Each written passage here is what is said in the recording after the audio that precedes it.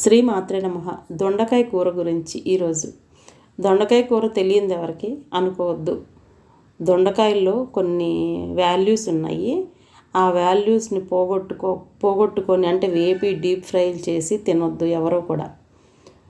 అంటే టేస్ట్ కోసం అంటే టేస్ట్ ఒక ఏజ్ వచ్చేంత వరకు టేస్ట్ అవసరం అవుతుంది. తర్వాత ఆరోగ్యం అవసరం అవుతుంది. మళ్ళీ ఆరోగ్యం అవసరమైనప్పుడు వెనక్కి వెళ్ళిపోయి ఇవి అలవాటు చేసుకోవాలంటే అంత ఈజీ అయిన విషయం కాదు. అందుకని మొదటి నుంచి కూడా సింపుల్ కర్రీస్ చేసుకోవడం అలవాటు చేసుకుంటే హెల్త్ ఇష్యూస్ రావు. పచ్చికూరలు తిని పరిగెత్తాల్సిన పని ఉండదు. రోడ్ల మీద జాగింగ్లు చేసే పని మెయిన్ తగ్గిపోతుంది. డాక్టర్స్ కన్సల్టేషను, డైటీషియన్స్ ఎవరో అవసరం లేకుండా ఉండాలంటే కొన్ని ఇలాంటి కర్రీస్ తినడం చాలా మంచిది. దొండకాయలు కొంచెం పండగానే వాడరు చాలామంది. ఒకవేళ వాడేవాళ్ళని నేను చూశాను. ఆ నీరంతా పిండేసి వేస్తారు. ఆ పిండడం అంత మంచిది కాదు. ఆ నీరుని కొంచెం మరీ పండితే చెప్పలేం, కానీ ఒక మాదిరిగా పండితే వాడుకోవచ్చు. కూర కొంచెం లేట్ అవుతుంది, ఒక 5 నిమిషాలు వేగటం.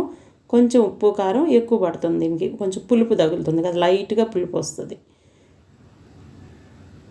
ఇదిగోండి కొంచెం 50% పండిపోయినాయి కాయలు. ఇప్పుడు రోజుల్లో ఈ సమ్మర్కి ఫ్రిడ్జ్లో పెడితే 2 డేస్లోనే పండిపోతున్నాయి. తెచ్చిన రోజు మనకి కుదరదు కదా, అందుకని ఒక్క రోజులోనే అంటే అవ్వదు. లైట్గా పండినా చాలా టేస్ట్గా ఉంటుంది ఈ కర్రీ.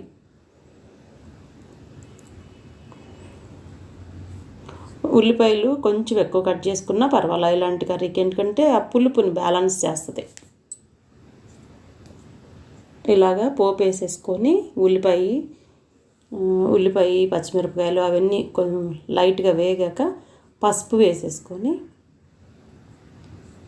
వేసాక ఈ ముక్కలు వేసి ఒకసారి తిప్పేసేసి మూత పెట్టేసుకుందాం. మూత పెట్టేటప్పుడు కొంచెం లైట్గా ఆవిరిపోయే విధంగానే అది ఉంచేద్దాం. స్పూను ఉంచేద్దాం. అట్లా కాకుండా మొత్తము పెట్టామంటే కూర శుద్ధలాగా అయిపోద్ది, అంటే గుజ్జుగా అయిపోయి మరీ టేస్ట్ ఉండదు. అట్లాగా తినలేరు. జస్ట్ ఈ కర్రీస్కి వచ్చేటప్పటికి ఆవిరి లైట్గా పోవాలి. అట్లాగని చెప్పి వదిలేస్తే మళ్ళీ ఆయిల్ చాలా పడుతుంది. ఆయిల్ ఎక్కువ పట్టకుండా ఉండాలంటే మూత అట్లా వారగా ఉంటే కొంచెం ఆవిరి పడుతుంది, కొంచెం బయటికి అవసరం లేనిది వెళ్ళిపోతుంది. కూర అడుగంటకుండా మాడకుండా చక్కగా ఉడుకుద్ది. ఇంకా ఇవి వేగినాయి కదా, ముక్కలు వేద్దాం. ఇప్పుడు ముక్కలు వేసి ఒక 2 నిమిషాలు తిప్పేసేసుకొని మూత పెట్టేసి ఉంచుతాం. భగవాన్ గురించి ఒక మాట. వంట చేస్తున్నప్పుడు ప్రశాంతంగా ఏదో ఒక నామం చేసుకోవడానికి అలవాటు చేసుకోండి.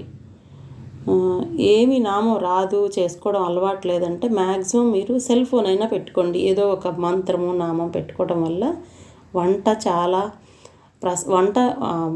భోజనం ప్రసాదం అయిపోద్ది. మనం ఎక్కడో చేయి పెట్టి ప్రసాదం కళ్ళకద్దుకోవాల్సిన పనిలే. ఇంట్లోనే మన భోజనమే మన ప్రసాదంలాగా అయిపోతుంది మనకి. ఇదిగోండి ఒక 2-3 టైమ్స్ తిప్పాక ఇలా 50% మగ్గిపోయింది. ఇప్పుడు కొంచెం సాల్ట్ వేస్తాను తగినంత. సాల్ట్ వేసాక మళ్ళీ ఒక 5-10 నిమిషాలు ఇట్లా తిప్పాక ఇప్పుడు కారం కొంచెం ఎక్కువ పడుతుంది. మామూలు దానికన్నా కూడా కొంచెం పులుపు ఉన్నాయి కదా కాయలు. నేను ఇది 1/2 మూన్ లెక్క కట్ చేశాను. కావాలంటే ఇంకా సన్నగా కట్ చేసుకోవచ్చు, కానీ అంత సన్నగా అవసరంలో సరిపోతుంది. కారం వేసి కట్ చేయటం స్టవ్ని. కారం కొంచెం ఎక్కువ వేసుకోండి, ఈ కూరలో చాలా రుచిగా ఉంటుంది.